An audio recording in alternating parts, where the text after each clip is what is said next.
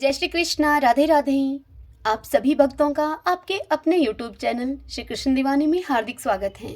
आज हम सुनेंगे फागुन माह के कृष्ण पक्ष में आने वाले प्रदोष व्रत की कथा और इसी के साथ जानेंगे इस बार 2024 में फागुन मास में प्रदोष व्रत कब है, पूजा किस समय करें, पूजा की विधि क्या है।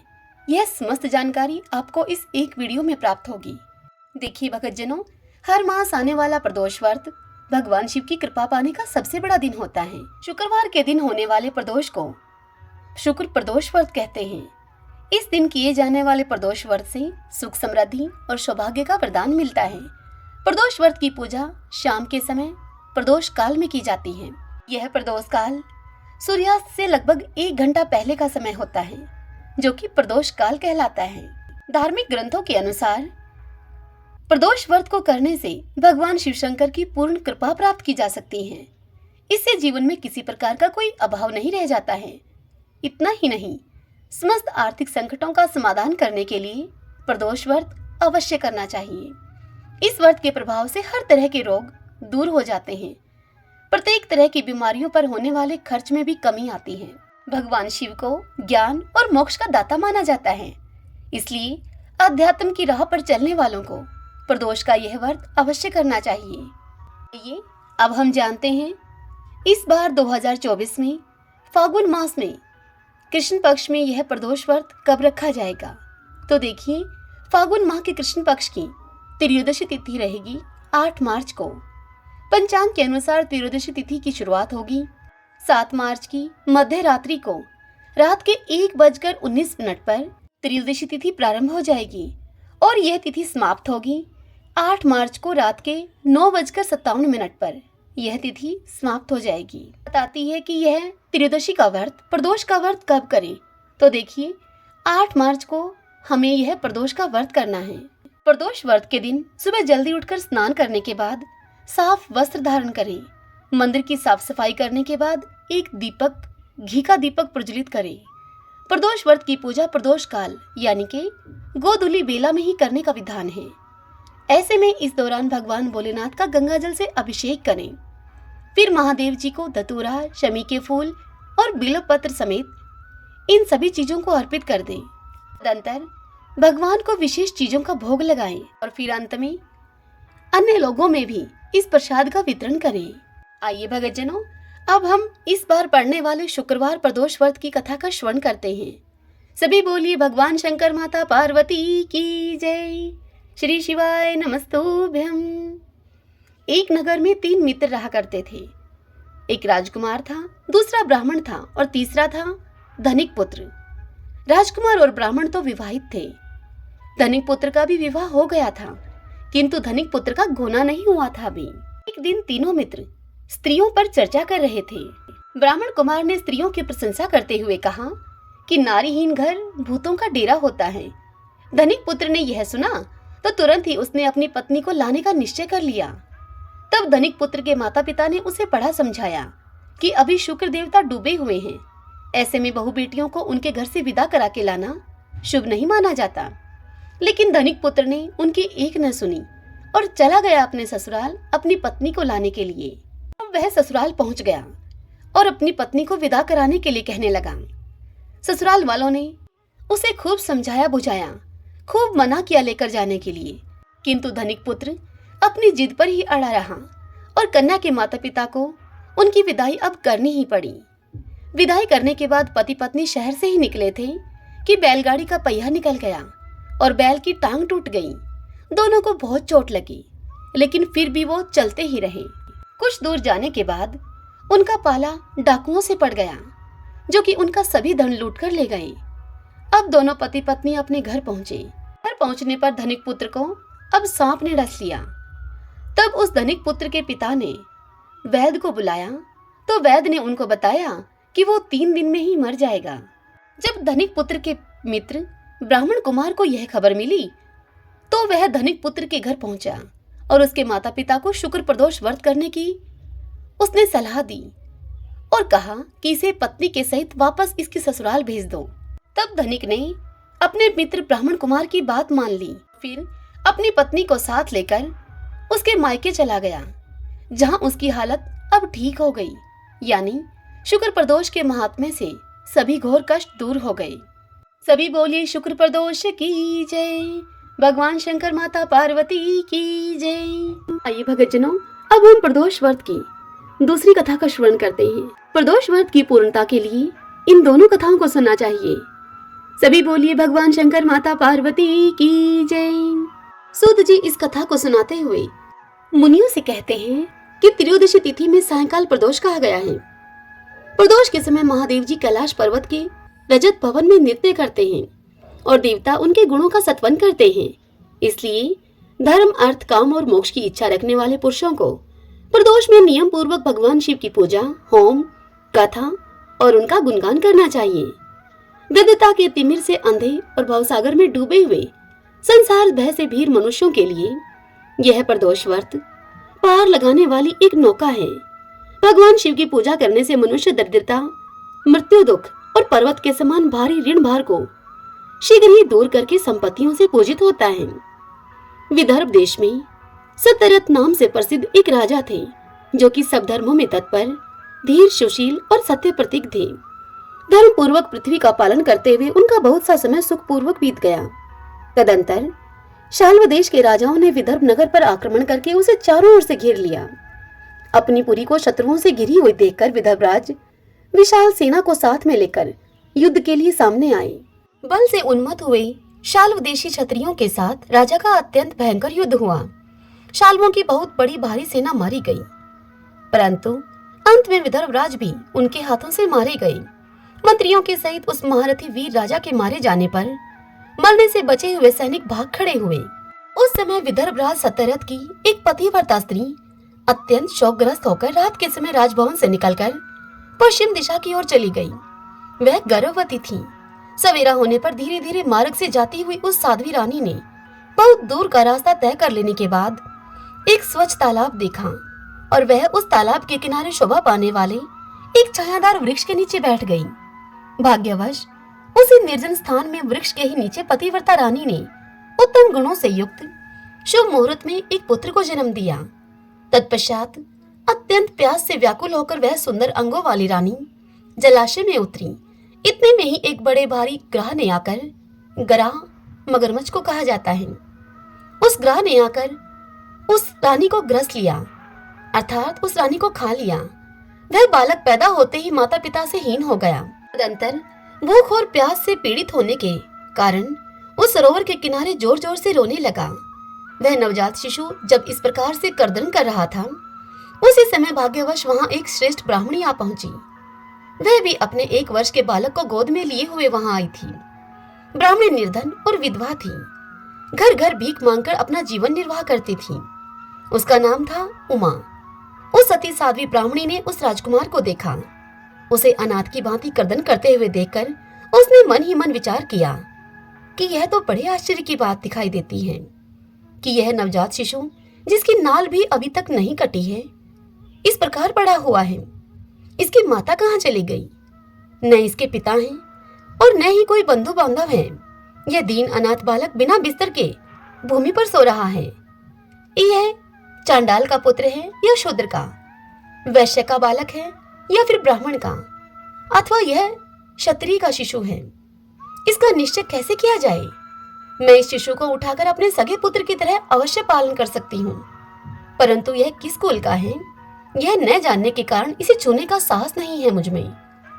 वह पतिव्रता ब्राह्मणी जब इस प्रकार कह रही थी, तभी उसी समय वहां पर एक सन्यासी महात्मा आ पहुंचे। वे ऐसे जान पड़ते थे मानो साक्षात भगवान शंकर हों। उन श्रेष्ठ भिक्षुक ने उस स्त्री से कहा कि ब्राह्मणी, तुम खेद न करो, हृदय की संशय वृत्ति दूर करके इस बालक की तुम रक्षा करो, इससे तुम्हें शीघ्र ही परम कल्याण की प्राप्ति होगी। इतना कहकर वे दयालु भिक्षु वहां से तुरंत चले गए। उनके जाने के बाद ब्राह्मणी ने विश्वास पूर्वक उस बालक को लेकर अपने घर की ओर प्रस्थान किया। उस राजकुमार का ब्राह्मणी ने अपने बेटे के समान ही पालन पोषण किया। एक चक्रा नामक नगर में उस ब्राह्मणी का घर था। वह भिक्षा के अन्न से ही अपने पुत्र और राजकुमार का पालन करने लगी। ब्राह्मणों ने ब्राह्मणी के तथा राजा के भी पुत्र का संस्कार कर दिया। वे दोनों सर्वत्र सम्मानित होकर दिन दिन अब बढ़ने लगे। समय आने पर उनका उपनयन संस्कार हुआ। अब वे दोनों बालक एक साथ रहकर नियमों का पालन करने लगे। दोनों माता के साथ प्रतिदिन भिक्षा के लिए जाते थे। एक दिन वह ब्राह्मणी उन दोनों बालकों के साथ भीख मांगती हुई दैव योग से देव मंदिर में गई। वहां बड़े बूढ़े ऋषि मुनि वहां रहा करते थे। उन दोनों बालकों को देखकर परम बुद्धिमान शांडिल्य नामक मुनि ने कहा, आहो, दैव का बल बड़ा विचित्र है। कर्मों का उल्लंघन करना किसी भी जीव के लिए अत्यंत कठिन है। देखो ना, ये बालक दूसरी माता की शरण लेकर भिक्षा से जीवन निर्वाह करता है। इस ब्राह्मणी को ही श्रेष्ठ माता के रूप में पाकर ब्राह्मण बालक के साथ ब्राह्मण भाव को प्राप्त हो गया है। शांडिल्य मुनि का यह वचन सुनकर ब्राह्मणी को बड़ा विस्मय हुआ। उसने भरी सभा में मुनि को प्रणाम करके उनसे पूछा, हे ब्राह्मण, एक सन्यासी के कहने पर मैं इस बालक को अपने घर में ले आई हूँ। यद्यपि अभी तक इसके कुल का कुछ पता नहीं लगा मुझे, फिर भी मैं अपने पुत्र की भांति इसका पालन पोषण करती हूँ। आप ज्ञान के नेत्रों से देखते हैं, इसलिए आपसे यह जानना चाहती हूँ मैं कि यह बालक किस कुल में उत्पन्न हुआ है और इसके माता पिता कौन हैं। यह सुनकर वह मुनि उस ब्राह्मणी से बोले, यह विदर्भ देश के राजा का पुत्र है। इतना कहकर मुनि ने उस बालक के पिता के युद्ध में मारे जाने का तथा उसकी माता के ग्रह के द्वारा ग्रस्त होने का सभी समाचार पूर्ण रूप से उस ब्राह्मणी को बतला दिया। यह सुनकर ब्राह्मणी को और भी आश्चर्य हुआ, इसलिए उस ब्राह्मणी ने फिर से प्रश्न किया और कहा कि हे महामुनि, वे राजा संपूर्ण भोगों को छोड़कर युद्ध में क्यों मरे और इस बालक को यह दरिद्रता कैसे प्राप्त हुई। अब दरिद्रता को पूर्णतः नष्ट करके यह बालक राज्य कैसे प्राप्त करेगा। मेरा यह पुत्र भी भिक्षा अन्न से ही जीवन को निर्वाह करता है, अतः इसकी दरिद्रता के निवारण का भी आप कोई उपाय हो तो वह मुझे बताने की कृपा करें। तब शांडिल्य मुनि ने उस ब्राह्मणी से कहा कि इस राजकुमार के पिता विदर्भ राज पूर्व जन्म में पांड्य देश के श्रेष्ठ राजा थे। वे सब धर्मों के ज्ञाता थे और संपूर्ण पृथ्वी का धर्म पूर्वक पालन किया करते थे। एक दिन प्रदोष काल में राजा भगवान शंकर का पूजन कर रहे थे और बड़ी भक्ति से त्रिलोकीनाथ महादेव जी की आराधना में भी संलग्न थे।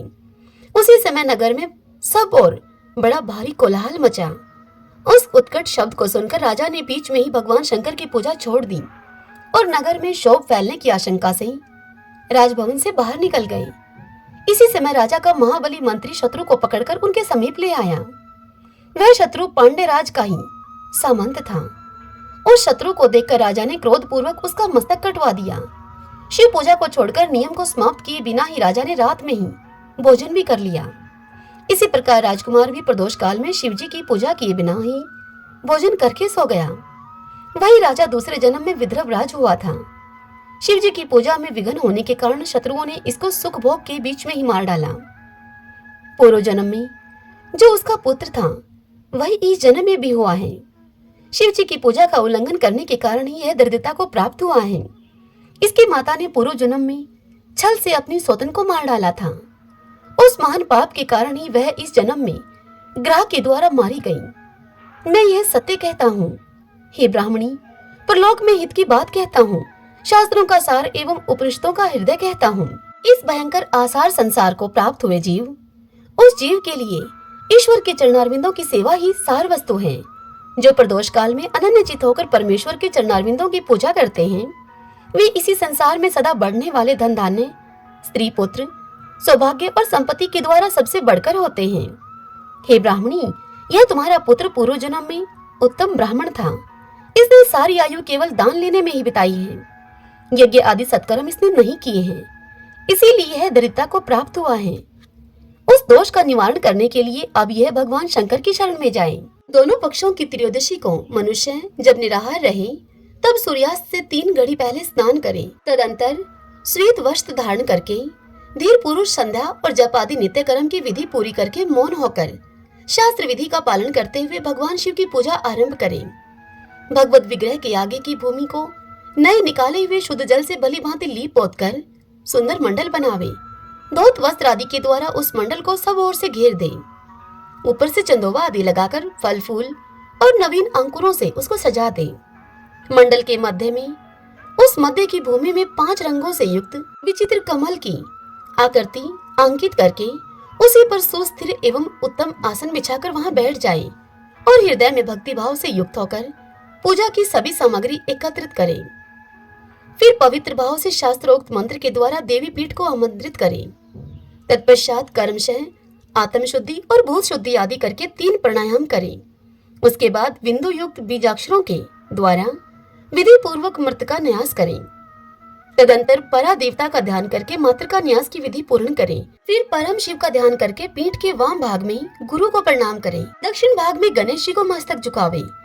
दोनों कंधों और जांघों में धर्म, ज्ञान, वैराग्य और ऐश्वर्य का निवास करें। नाभि तथा पार्श्व भाग में अधर्म, अज्ञान, अवैराग्य तथा अनैश्वर्य आदि का न्यास करें। तत्पश्चात हृदय में अनंत आदि का न्यास करके देवपीठ पर मंत्र का न्यास करें। आधार शक्ति से लेकर ज्ञानात्मा तक का कर्मशः न्यास करके हृदय में एक कमल की भली भांति भावना करें। वह कमल 9 शक्तियों से युक्त एवं परम सुंदर हो। उसी कमल की कर्णिका में कोटि कोटि चंद्रमा के समान प्रकाशमान उमापति भगवान शिव का ध्यान करें। ध्यान कुछ इस प्रकार से करें। मन में यह भाव लेकर आए, भगवान के 3 नेत्र हैं। मस्तक पर चंद्रमा का मुकुट शोभा पाता है। जटाजूट कुछ कुछ पीला हो गया है। उस पर रतन जड़ित किरीट सुशोभित हैं। उनके कंठ में नील चिन्ह हैं और अंग अंग से उदारता सूचित होती है। सर्पों के हार से उनकी बड़ी शोभा हो रही है। उनके एक हाथ में वरद और दूसरे में अभय की मुद्रा है। वे फरसा धारण करते हैं। उन्होंने नागों का कंकण आभूषण को कहते हैं, केयूर, अंगद तथा मुद्री का धारण कर रखी है। वे व्याघ्र चर्म पहने हुए रत्नमय सिंहासन पर विराजमान हैं। उनके वाम भाग में गिरिराज नंदिनी उमा देवी का चिंतन करें। इस प्रकार महादेव जी तथा गिरिजा देवी का ध्यान करके कर्मशः गंध आदि से उनकी मानसिक पूजा करें। 5 वैदिक मंत्रों से गंध आदि के द्वारा पूर्वोक्त 5 स्थानों में अथवा हृदय में पूजा करें। फिर मूल मंत्र से 3 बार हृदय में ही पुष्पांजलि दें। उसके बाद सिंहासन पर महादेव जी का पुनः पूजन प्रारंभ करें। पूजा के आरंभ में एकाग्रचित होकर संकल्प पढ़ें। संकल्प करना है।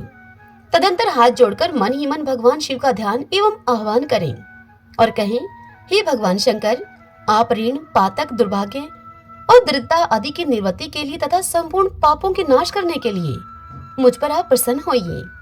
मैं दुख और शोक की आग में जल रहा हूँ। संसार भय से पीड़ित हूँ। अनेक प्रकार के रोगों से व्याकुल और दीन हूँ। हे वृषवाहन, आप मेरी रक्षा कीजिए। हे देव देवेश्वर, सबको निर्भय कर देने वाले हे महादेव जी, आप यहाँ पर पधारिए और मेरी की हुई इस पूजा को पार्वती जी के साथ आप ग्रहण कीजिए। इस प्रकार संकल्प और आह्वान करके पूजा आरंभ करनी चाहिए। तत्पश्चात मनुष्य एकाग्रचित होकर रुद्र सूक्त का पाठ करते हुए वहां पर स्थापित किए हुए शंख के जल से और पंचामृत से महादेव जी का अभिषेक करके भांति भांति के मंत्रों से आसन आदि उपचारों को समर्पित करें। मन की भावना के द्वारा दिए हुए वस्त्रों से विभूषित स्वर्ण सिंहासन की कल्पना करें और उसी पर भगवान को विराजमान करके अष्टगुण युक्त अर्घ्य और पाद आदि निवेदन करें। फिर शुद्ध जल से आचमन कराकर मधु पारक दे। उसके बाद पुनः आचमन के लिए जल देकर मंत्रोच्चारण पूर्वक स्नान करावे उनको। फिर यज्ञोपवीत वस्त्र और आभूषण आदि अर्पण करें। परम पवित्र अष्टांग युक्त चंदन चढ़ावे। बिल्व, मदार, लाल कमल, धतूर, कनेर, सनई का फूल, चमेली, कुशा, अपामार्ग, तुलसी, जूही, चंपा, भटकैया और करवीर के फूलों में से जितने भी मिल जाएं, उन सबको शिव उपासक भगवान शिव पर चढ़ाएं। इनके अतिरिक्त भी नाना प्रकार के सुगंधित पुष्प उनको निवेदन करें। तत्पश्चात लाल चंदन से उत्पन्न धूप और निर्मल दीप समर्पित करें। उसके बाद हाथ धोकर घी, नमकीन और साग, मिठाई, पुआ, शक्कर तथा गुड़ के बने हुए पदार्थ एवं खीर का नैवेद्य भोग लगाएं। मधु, दही और जल भी अर्पण करें। उस खीर का ही मंत्र के द्वारा प्रज्वलित की हुई अग्नि में हवन करें। यह होम शास्त्रोक्त विधि से आचार्य के कथन के अनुसार संपन्न करना चाहिए। भगवान शंकर को नैवेद्य देकर मुख शुद्धि के लिए उत्तम तांबूल अर्पण करें। धूप, आरती, सुंदर छत्र, उत्तम दर्पण को वैदिक तांत्रिक मंत्रों के द्वारा विधि पूर्वक समर्पित करें। यदि यह सब करने की अपने में शक्ति न हो, अधिक धन का अभाव हो, तो अपने पास जितना धन हो उसी के अनुसार भगवान की पूजा कर लें। गौरीपति भगवान शंकर भक्ति पूर्वक भेंट किए हुए पुष्प मात्र से भी संतुष्ट हो जाते हैं। तदंतर स्तोत्रों के द्वारा उनकी स्तुति करके भगवान को साष्टांग प्रणाम करें। फिर परिक्रमा करके पूजा समर्पित करने के बाद विधि पूर्वक श्री गिरिजापति की प्रार्थना करें। हे देव, हे जगन्नाथ, आपकी जय हो। सनातन हे शंकर, आपकी जय हो। संपूर्ण देवताओं के हे अधीश्वर, आपकी जय हो। सर्वदेव पूजित आपकी जय हो। सर्वगुणातीत आपकी जय हो। सबको वर देने वाले हे प्रभु आपकी जय हो। नित्य आधार रहित अविनाशी विशंभर आपकी जय हो। जय हो प्रभु। संपूर्ण विश्व के लिए एकमात्र जानने योग्य हे महेश्वर आपकी जय हो। नागराज वासुकी को आभूषण के रूप में धारण करने वाले हे प्रभु आपकी जय हो। हे गौरीपति आपकी जय हो। हे चंद्रार्ध शेखर शंभो आपकी जय हो। कोटि सूर्यों के समान तेजस्वी हे शिव आपकी जय हो। अनंत गुणों के आश्रय आपकी जय हो। भयंकर नेत्रों वाले हे रुद्र आपकी जय हो। अचिंतन निरंजन आपकी जय हो। हे नाथ हे दया सिंधु आपकी जय हो। भक्तों की पीड़ा का नाश करने वाले हे प्रभु आपकी जय हो। दुस्तर संसार सागर से पार उतारने वाले हे परमेश्वर आपकी जय हो।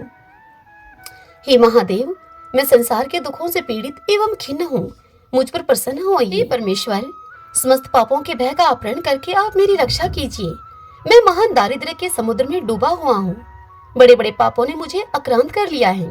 मैं महान शोकों से नष्ट और बड़े बड़े रोगों से व्याकुल हूँ। सब ओर से ऋण के भार से मैं लदा हुआ हूँ। पाप कर्मों की आग में मैं जल रहा हूँ और ग्रहों से मैं पीड़ित हो रहा हूँ। हे शंकर आप मुझ पर प्रसन्न होइए। धन मनुष्य इस प्रकार से पूजा के अंत में भगवान गिरिजापति की प्रार्थना करें। धनाढ्य अथवा राजा को इस प्रकार भगवान शंकर की प्रार्थना करनी चाहिए। हे शंकर जी आपके प्रसाद से मेरे सदा आनंद रहे। मेरे राज्य में लुटेरे न रहें। सब लोग निरापद होकर रहें। पृथ्वी पर अकाल महामारी आदि के संताप शांत हो जाएं। सबकी खेती धन धान्य से समृद्ध हो। संपूर्ण दिशाओं में सुख का साम्राज्य छा जाए। इस प्रकार प्रदोष व्रत के दिन गिरजापति भगवान शंकर की आराधना करें।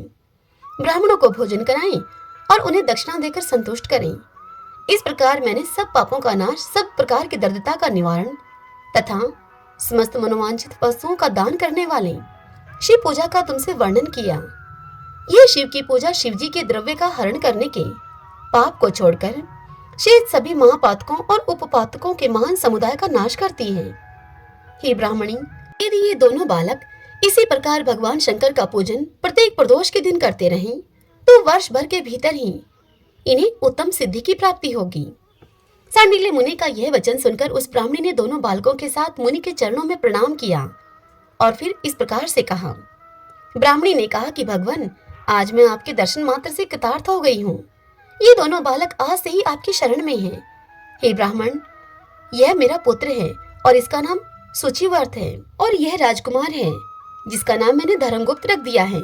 यह दोनों बालक और मैं हम तीनों आपके चरणों के दास हैं। इस घोर दारिद्र्य सागर में घिरे हुए हम तीनों का आप उद्धार कीजिए। इस प्रकार शरण में आई हुई उस ब्राह्मणी को अमृत के समान मधुर वचनों के द्वारा आश्वासन देकर मुनि ने उसके दोनों बालकों को भगवान शंकर के आराधन की मंत्र विद्या का उपदेश दिया। तत्पश्चात दोनों बालक और ब्राह्मणी मुनि की आज्ञा लेकर वहां से चले गए। मुनिवर के उपदेश के अनुसार दोनों बालक प्रत्येक प्रदोष व्रत के दिन पार्वती वल्लभ शिव की आराधना करने लगे। इस प्रकार शिव पूजा करते हुए द्विज कुमार और राजकुमार के 4 महीने बड़े सुखपूर्वक बीत गए। एक दिन द्विज कुमार राजकुमार को साथ लिए बिना ही नदी के तट पर स्नान करने के लिए गया और वहां मौज से देर तक वह इधर उधर घूमता रहा। वहां झरने के जल के आघात से खाई की भूमि कट जाने से उसमें गड़ा हुआ एक बड़ा भारी खजाने का कलश चमक रहा था, जिस पर ब्राह्मण कुमार की दृष्टि पड़ी। उस कलश को देखकर वह सहसा हर्ष और कौतूहल में भरकर उस कलश के समीप गया और उसे देवता के प्रसाद से प्राप्त हुआ मानकर सिर पर लेकर अपने घर को वापस आ गया और घर के भीतर उस घड़े को रखकर माता से वह बोला कि माँ ये भगवान शंकर का प्रसाद तो देखो। उन्होंने दया करके घड़े के रूप में यह खजाना दिखला दिया है। तब उस पतिव्रता ब्राह्मणी ने राजकुमार को बुलाकर कहा कि पुत्रो इस खजाने के घड़े को तुम दोनों आपस में बराबर बराबर बांट लो। माता ब्राह्मणी की इस बात को सुनकर ब्राह्मण के पुत्र को प्रसन्नता हुई, किंतु राजपुत्र ने उससे कहा कि माँ यह तुम्हारे ही पुत्र के पुण्य से प्राप्त हुआ है, इसलिए मैं इस खजाने को बांट कर लेना नहीं चाहता हूँ। अपने पुण्य से प्राप्त हुए खजाने का ये स्वयं ही उपभोग करें। वे भगवान शंकर मुझ पर भी कृपा करेंगे। इस प्रकार प्रसन्नता पूर्वक भगवान शंकर की पूजा करते हुए उन दोनों कुमारों का उसी घर में 1 वर्ष और व्यतीत हो गया। एक दिन वह राजकुमार उस ब्राह्मण कुमार के साथ बसंत ऋतु में वन में भ्रमण करने के लिए गया। कुछ दूर जाने पर उन्होंने सैकड़ों गंधर्व कन्याओं को परस्पर क्रीड़ा करते हुए देखा। उन कन्याओं को देखकर ब्राह्मण कुमार ने दूर से ही राजकुमार से कहा कि यहाँ से आगे जाना उचित नहीं है, क्योंकि उधर स्त्रियां विहार कर रही हैं। स्वच्छ अंतःकरण वाले विद्वान पुरुष स्त्रियों का सामीप्य त्याग देते हैं। ये रमणियां छल करने वाली तथा वाणी के द्वारा अनुनय विनय करने में कुशल हैं। ये पुरुषों को अपनी दृष्टि मात्र से मोहित कर लेती हैं। इसीलिए अपने धर्म में तत्पर ब्रह्मचारी कभी स्त्रियों के समीप जाकर उनके साथ वार्तालाप न करें। ऐसा कहकर ब्राह्मण कुमार वहां से लौट गया और दूर जाकर खड़ा हो गया, किंतु राजकुमार अकेला ही निर्भय होकर स्त्रियों की उस क्रीड़ा स्थली की ओर चला गया। उन गंधर्व कन्याओं में से एक ने राजकुमार को आते हुए देखकर मन ही मन कुछ विचार किया और सखियों से वह बोली कि सहेलियों, यहाँ से थोड़ी ही दूरी पर एक उत्तम वन है, जहाँ विचित्र चंपा, अशोक, पुन्नाग और वकुल आदि वृक्ष खिले हुए हैं। वहां जाकर तुम सब लोग फूल तोड़ कर लाओ। तब तक मैं यहीं पर बैठी हूँ। तुम फूलों का संग्रह करके पुनः यहाँ पर आ जाना। उसके इस प्रकार आदेश देने पर सखियां वन के भीतर चली गईं और वह गंधर्व कन्या राजकुमार पर दृष्टि लगाए हुए वहीं पर खड़ी रही।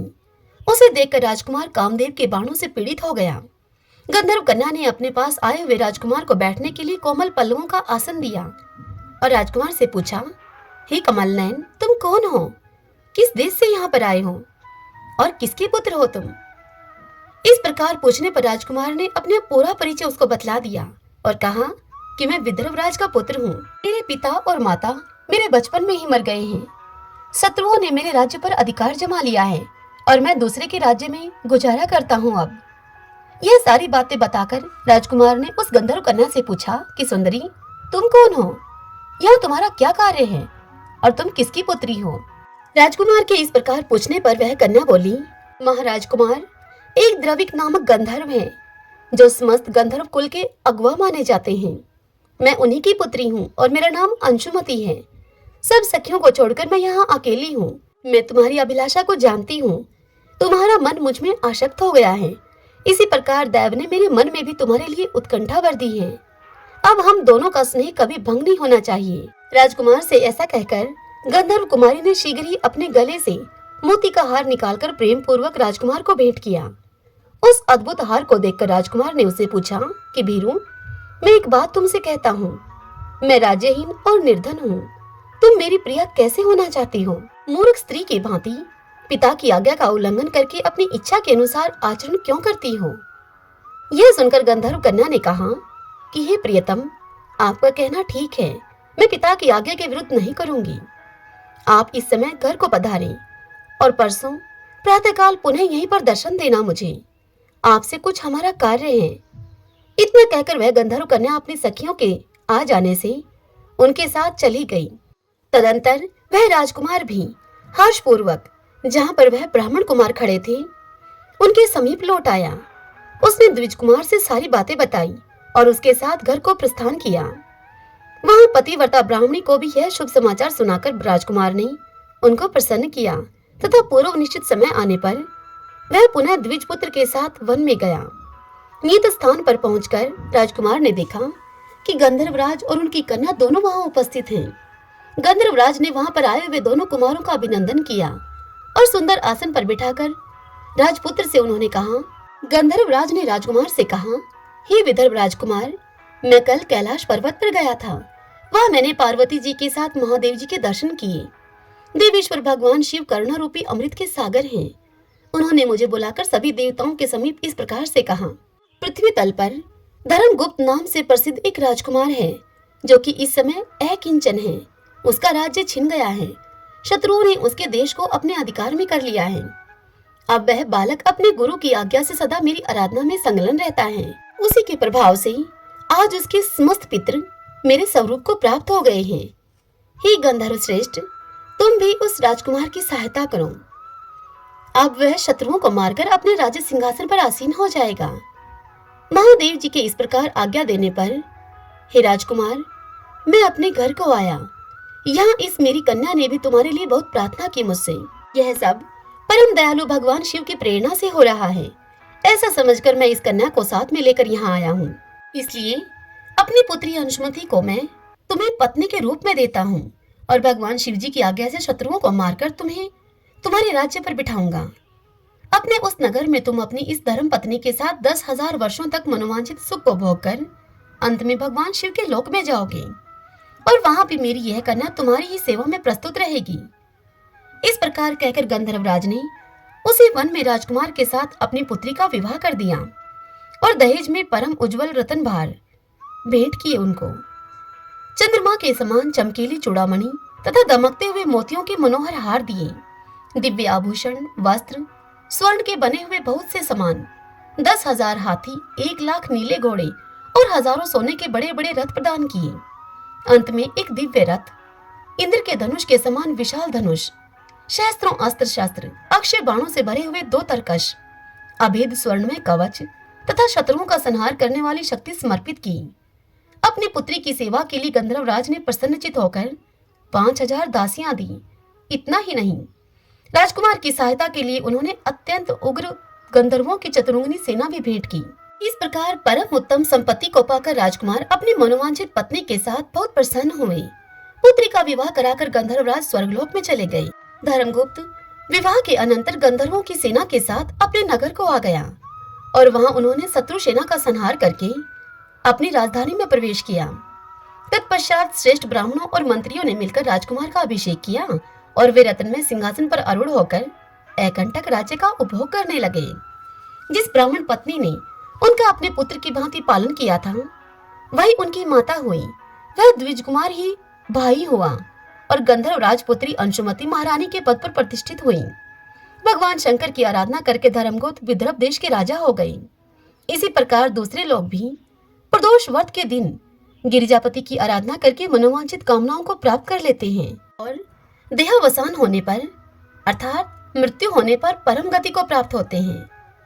सूत जी इस कथा को सुनाते हुए कहते हैं कि जो प्रदोष व्रत के परम अद्भुत पुण्य में महात्म्य को प्रदोष व्रत के दिन शिव पूजन के बाद एकाग्रचित होकर सुनता है, कहता है अथवा पढ़ता है, उसे 100 जन्मों तक कभी दरिद्रता प्राप्त नहीं होती और अंत में वह ज्ञान के ऐश्वर्य से युक्त होकर भगवान शंकर के परम धाम को प्राप्त होता है। सभी बोलिए भगवान शंकर माता पार्वती की जय। आइए भक्तजनों, अब हम भगवान शंकर की आरती करते हैं। ओम जय शिव ओमकारा, स्वामी जय शिव ओमकारा, ब्रह्मा विष्णु सदा शिव अर्धांगी धारा। ओम जय शिव ओमकारा, एकानन चतुरानन पंचानन राजे, हंसानन गरुड़ासन वृषवाहन साजे। ओम जय शिव ओमकारा, 2 भुज 4 चतुर्भुज, 10 भुज ते सोहे, प्रभु 10 भुज अति सोहे। तीनों रूप निरखता, त्रिभुवन जन मोहे।